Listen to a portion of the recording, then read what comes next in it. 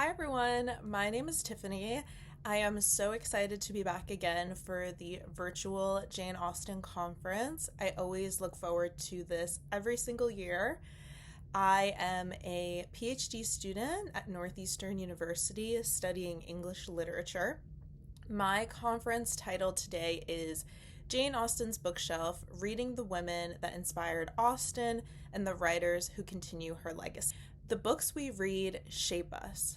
The works we choose to spend our time with influence our ideas, our imaginations, and the way we see the world. This year, I read Jane Austen's Bookshelf by Rebecca Romney. She offers great insight into Austen's literary life. She explores the female authors who inspired Austen while documenting Romney's journey as a rare bookseller collecting books that Austen cherished. The book feels deeply personal. The text felt like a love letter to Austen and the bibliophiles alike. Among the authors Romney writes about are Frances Burney, who wrote Evelina, and Maria Edgeworth, who wrote Belinda. Both novels develop strong female characters who explore societal rules while also seeking potential husbands, key themes that are central to Austen's works. This paper examines these novels, highlighting how Austen took inspiration from both these women to create her beloved books. Both works have many parallels, which showcase Austen's attachment to them, while also conveying the importance of women writers in the 18th and the 19th century. We will then create our own Jane Austen's bookshelf by going through contemporary novels that I feel have been inspired by Austen's legacy. So first, let's delve into Belinda. Maria Edgeworth published Belinda in 1801. The novel follows 17-year-old Belinda Portman, who departs to live with Lady Delacour in London. She is thrust into this life filled with complex social rules that she must follow. Lady Delacour is bitter. She believes she is dying from a wound she sustained in a duel, and her marriage has been breaking down. Belinda's arrival disrupts Lady Delacour's routine, but they eventually develop a deeper relationship once they have seen eye to eye. Belinda exists within the pressure of family and society that expects for her to secure a wealthy husband. She dodges an array of suitors with nefarious intentions and must hold on to her sense of self to figure out what she ultimately wants. The center of the novel lies two themes: the role of women negotiating society/societal rules, and the significance of marriage and financial security. We're going to start by talking about women negotiating society and social rules. Edgeworth emphasizes Belinda's outsider perspective, showcasing how she continuously does not behave exactly how others want her to. Her character helps to expose the performative and cruel nature of polite society, bringing to life the contradictions around her. Through Belinda's eyes, the reader experiences the difficult roles of women and how they were dealt with through the ways of social expectations, and that became a matter of life or death. While Belinda has continuously shown her willingness to perform and adhere to the social standard, she still comes up against a brick wall. Edgeworth wants the reader to see just how Belinda is a genuine person who does not rebel against social norms, but she values integrity and honesty, which are two things she struggles to find with the people around her. Lady Delacour becomes an incredible foil for Belinda to help hone in on what Edgeworth wants to focus on when it comes to understanding women during this time. Lady Delacour, at first glance, is a woman who has everything: wealth, marriage, and status. However, she is deeply unhappy and lives in misery. Edgeworth asks us to look at Lady Delacour not with judgment for the things she has to do, but with compassion, understanding that the mask she wears was one that society has asked her to wear. The novel opens with a statement that perfectly sums what Edgeworth wants to drive home. Quote, "Belinda Portman, of whom she was determined to get rid with all convenient expedition. Belinda was a handsome, graceful, sprightly, and highly accomplished. Her aunt had endeavored to teach her that a young lady's chief business is to please in society, that all her charms and accomplishments should be invariably subservient to one grand object, the establishing herself in the world. Edgeworth sets this up early on, and we see through the text how Belinda lives with that in mind. She continues to write about how Belinda's aunt, Mrs. Stanhope, finds Belinda to not be as easily docile like her other nieces, since she has already been exposed to things that corrupt young women, such as reading. Even though Belinda continues to behave in a respectful manner, she still exhibits her own mind, which becomes a controversial trait. Edgeworth wants to emphasize exactly how women encountered restrictive social standards.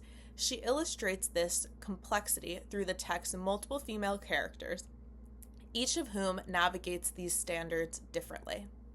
Marriage and financial security. Marriage in Belinda is never simply a romantic matter. It is an economic and social negotiation with enormous consequences for a woman's future. Edgeworth is constantly critical of this system, and she builds her critiques through the contrast between characters who accept it without question and those who begin to resist it. Belinda's aunt, Mrs. Stanhope, represents the most cynical end of the spectrum. She has raised Belinda with a single purpose: to make a profitable match. Society positions Belinda not as a person with her own desires and values, but just as a bride.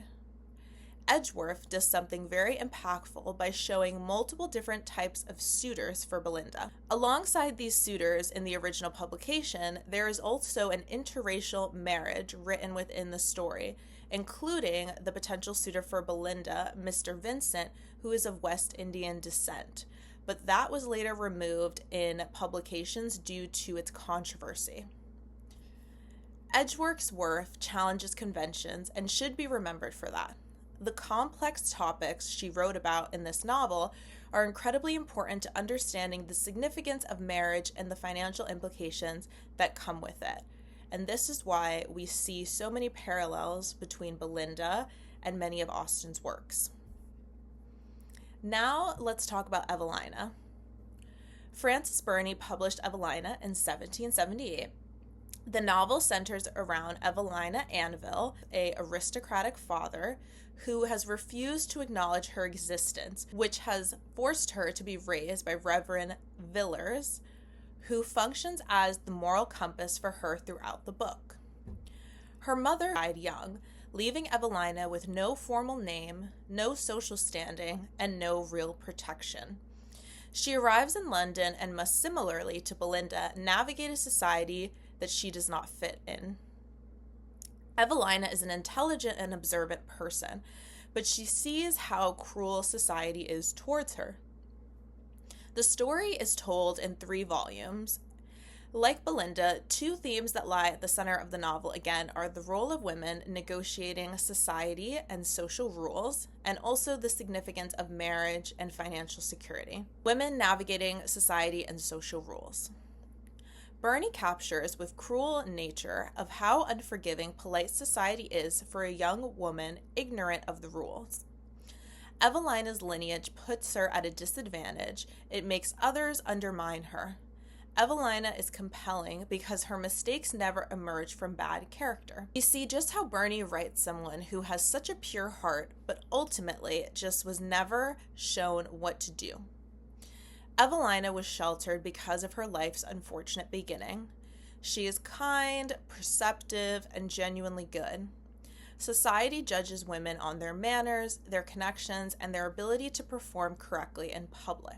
Polite society punishes every misstep Evelina makes, swiftly and disproportionately, while the men around her, Sir Clement in particular, behave far worse with almost no social consequence at all.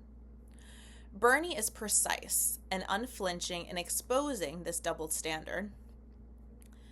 The theme requires the epistolary format. The reader is inside Evelina's letters, so the audience sees the gap between how others perceive her and how she perceives herself.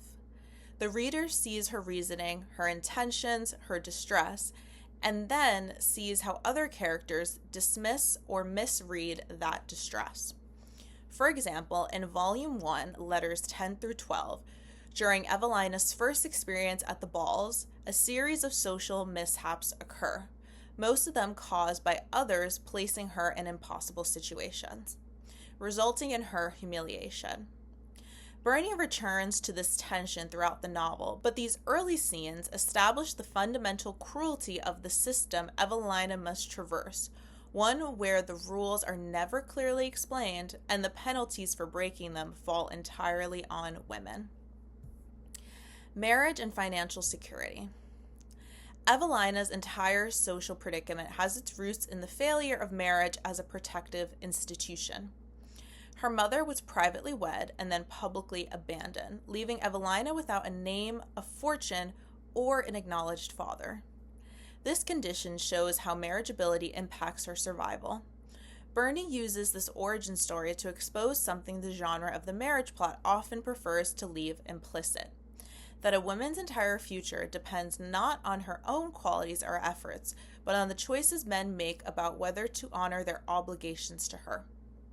Evelina navigates men like her father, who become suitors in the pursuit of her hand. They view her as meek, with no real autonomy.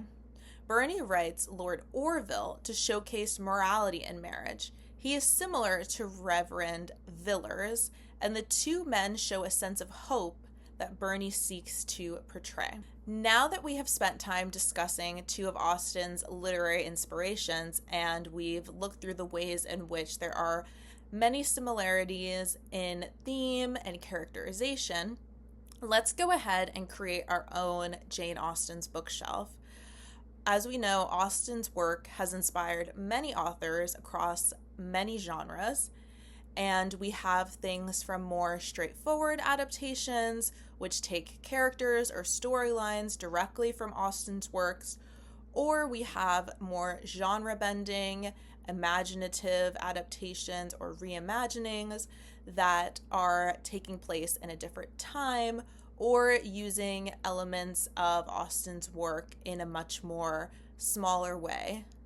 Either way, all of these books that I am going to be talking about, I think really embody a lot of the feelings and also the ways in which Austen's works are incredibly impactful and still create a very long-lasting legacy. The Unselected Journals of Emma M. Lyon by Beth Brower. This is a historical fiction series. Told through journal entries, The Unselected Journals of Emma M. Lyon follows the protagonist Emma. She has recently moved back to London to live in the lapis lazuli house where her angry cousin Archibald lives. Her journal entries detail her day-to-day happenings, arguments with her cousin, visits to her Aunt Eugenia, and also the new friends she makes. This series consists currently of 8 volumes, but it is also ongoing, with Brower mentioning that she's currently working on volume 9. This series is deeply personal. Since we are told her story through journal entries, the audience is deeply attached to Emma. Her wit and humor are some qualities that Austen's protagonists embody, which makes these women such revered characters. While the series takes place in the later 19th century, it still has many of those qualities that are indicative of historical fiction that take place in England, as well as the Regency romance. The descriptions of the landscape transports readers to London, and the cast of characters also provides an array of personalities to love, but also to loathe. This series has become very popular online, rightfully so, and I do think that Brower really captures that essence of Jane Austen. Half a Soul by Olivia Atwater. This is historical fiction fantasy. In a fantastical Regency-era England, Theodora Eddings is missing half of her soul after it was taken by a fairy when she was a child. She comes to help her cousin, who is in search of a husband this season, and then she meets the grumpy Lord Elias Wilder, but the two of them end up teaming up together to try to investigate a mysterious sleeping plague that is happening and figure out what exactly is going on. This is also the first in a series of Regency fairy tales. This book has so many really incredible things that you expect from a Regency era book, but of course, with that fantasy element as well. We have balls, mayhem, and lots of romance. Dora is a very unique character because she lives as an outsider and she struggles to fit into society.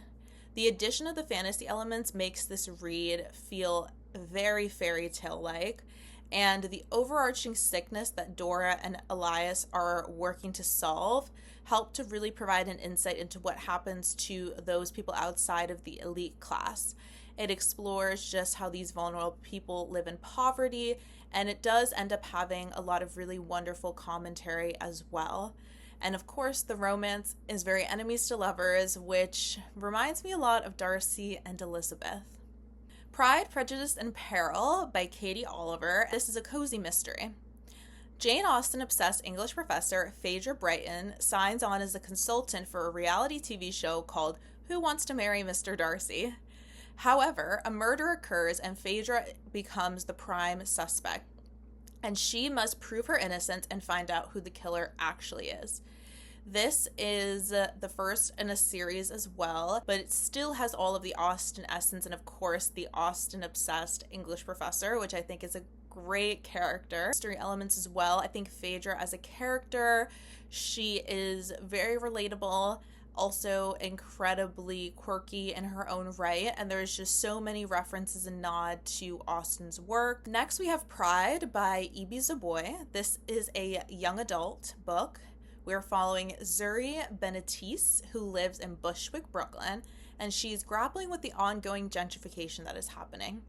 A wealthy black family moves in across the street from her, and she wants nothing to do with them, but she soon starts to establish a friendship with their son Darius reluctantly, and the two are definitely at odds, but we get to see both of them just tackle all of the social and political situations that are happening within the neighborhood. This is a really incredible young adult novel that feels very relevant and showcases just how Austen's stories are incredibly universal. There are themes of love and loss and family, and of course, societal pressure. And so these are not just unique to the Regency era in England, but they can also be adapted across time and different periods as well as places. And so that's why I think this ends up being a really great way of showing just how Austen's work is able to be brought into so many different mediums across different genres, periods, and we get to really see also the ways in which Zaboy talks about the division of class and the implications of gentrification. And so I think this is a really great example of how all of this can still have that essence of Jane Austen. The final book I want to talk about is The Ornithologist's Field Guide to Love by India Holton. This is a historical fiction romance fantasy series. This is also a series that contains 3 books currently. We are following rival ornithologists Dr. Beth Pickering and Professor Devin Lockley. They are pitted against each other because they are in a race to try to capture a rare bird, and they live in a magical Victorian England. This is filled with comedic banter, lots of hijinks, and each book in the series follows a different romance, so they are interconnected standalones. I think all of these books really do end up featuring so many incredible characters and storylines, and so I would highly recommend checking them out if you haven't read any already. This talk started with the seed planted by Rebecca Romney, understanding and recognizing the women who shaped Jane Austen. Her book allows for these women to have a larger voice and is introduced me to a plethora of amazing works that I had not read previously. Looking at authors like Frances Burney and Maria Edgeworth help to trace the way that these stories play a larger role in our lives, even when we do not realize it directly. Without these 2 women, Austen would have not had such great inspiration. Burney gave us the story of Evelina, showcasing so many themes that we revere in Austen's works, and Edgeworth, with Belinda, continued those conversations no matter how controversial the book got. Austen herself was a bibliophile. She valued stories, and by taking a look into this part of her life, we can have a deeper understanding about her and the ways in which stories shape our everyday lives. There is always room for multiple women writers, and Rebecca Romney shows that. When looking at these two women, we can see just how their work impacted Austen and just how that continues to happen in the contemporary period. Building my own Jane Austen bookshelf helped convey that across multiple demographics, people resonate deeply with these works, and we are all taking inspiration in our own way. I would love for all of you to also create your own Jane Austen's bookshelf in the comments. If there's any books that resonate with you as being pieces of works that you think are inspired by Austen, retellings, adaptations, whatever the case is, please write those in the comments. I would love to just get any more recommendations of books to check out. Thank you all so much for joining me today for my talk for the 2026 virtual Jane Austen conference. In the description box, there are going to be links to my Bookstagram, my Instagram, TikTok, and Substack if you would like to continue following more of the work that I do. I'm also going to be linking my website, which has a post all about my talk, including references and a link to a story graph page, which has all of the books that I've mentioned, if you'd like to have that as a point of reference as well. Please, like I said, write any of your favorite Jane Austen inspired books in the comments below. I'm sure so many other people would also love to hear it. Thank you, everyone, and take care.